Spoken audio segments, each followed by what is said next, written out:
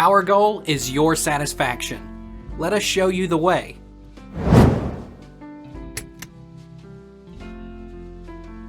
How many fighter jets does the Russian Air Force have? According to Strategic Intelligence Research Service JANES, Russia's Air Force comprises 132 bombers versus none for Ukraine, 832 fighter jets against 86 for Ukraine, and 358 transport planes against 63 for Kyiv.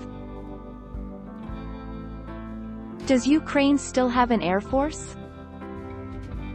Vastly outmatched by Russia's military, in terms of raw numbers and firepower, Ukraine's own air force is still flying and its air defenses are still deemed to be viable, a fact that is baffling military experts. Where did Russia invade Ukraine? 2014 Russian annexation of Crimea. Russia's decision to annex Crimea was made on the 20th of February 2014.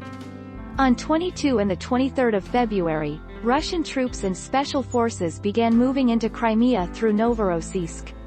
On the 27th of February, Russian forces without insignias began taking control of the Crimean Peninsula.